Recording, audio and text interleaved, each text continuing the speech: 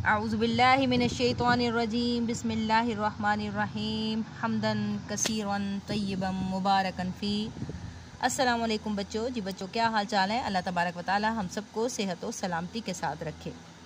तो जी आज है जी सोमवार 31 मई सन 2021 और आज जो हमारा जो टॉपिक है जो हम कर रहे हैं वो साइंस के करिश्मे हमने शुरू किया हुआ था चैप्टर, उसकी हमने रीडिंग, हमने अल्फाज मायनी और जुमले भी आपने कर लिए होंगे। आज हम करेंगे इसका खुलासा, तो जल्दी से अपनी उर्दू अदब की जो है कॉपीज खोल लीजिए।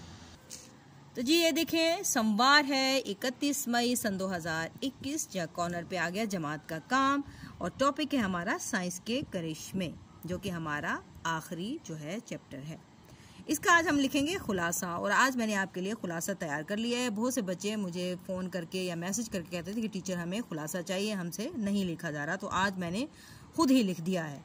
तो मैं पढ़ने जा रही हूँ खुलासा। क्या है ये? साइंस के करिश्मे, साइंस के बारे में है सबक पूरा। मैंने उस दिन भी इसका थोड़ा सा खुलासा बयान किया था जब हमने इसकी रीडिंग और हमने अल्फाज मायने किए थे। तो आज फिर से हम देख लेते हैं कि इसका खुलासा किस तरह तैयार किया जाएगा।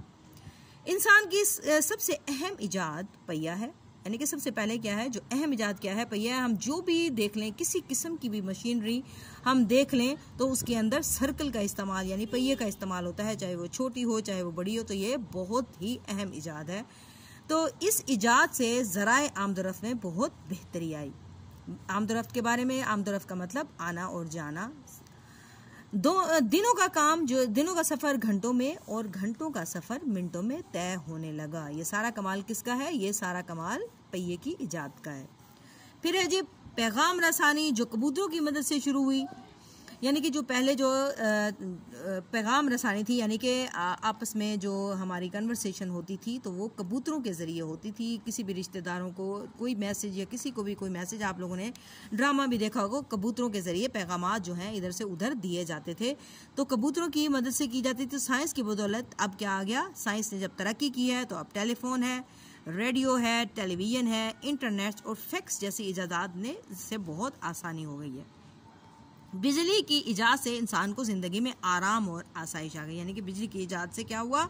इंसान की ज़िंदगी में आराम और आसाइश पैदा हो गई है।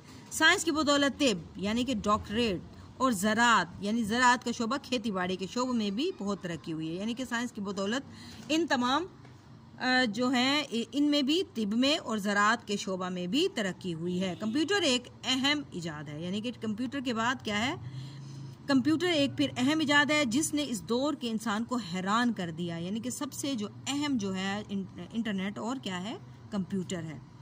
खलाई तहकीक हो या तिब का शोबा, रियाजी का मैदान हो, इंजीनियरिंग, हर जगह क्या है? कंप्यूटर ही कंप्यूटर नज़र आता है। यानी कि अब कोई काम भी कंप्यूटर के बगैर नहीं होता। लेकिन इन तमाम के साथ साथ इंसान ने साइंस का मनफी भी इस्तेमाल किया। इस मनफी इस्तेमाल का मतलब नेगेटिव यानी काम हुआ किससे? साइंस की बदौलत बहुत से जो मनफी असरात भी हुए, मनफी काम हुए। क्या हुए? इसने अपनी हलाकत के लिए ऐसी ऐसी चीज़ें, ऐसी अशिया बनाई हैं कि अल्लाह की पनाह, खुदा की पनाह।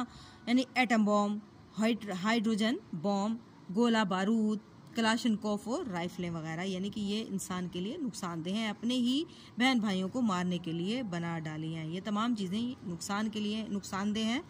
तो ये क्या है? इंसान अपने आप को ही मार रहा है, यानी कि अपने ही ख़ानदान को बर्बाद कर रहा है। अगर साइंसी इजादात को इंसानी भलाई के लिए इस्तेमाल किया जाए तो ये ज़मीन और माशरा अमन, मोहब्बत और भाईचारे का नमूना बन सकता है।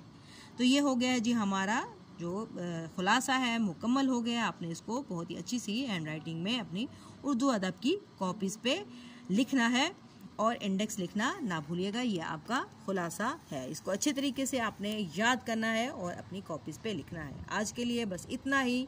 दुआओं में बहुत ज़्यादा रखिएगा याद और अपना रखिएगा खूब ख्याल। Take care. अल्लाह हाफिज़।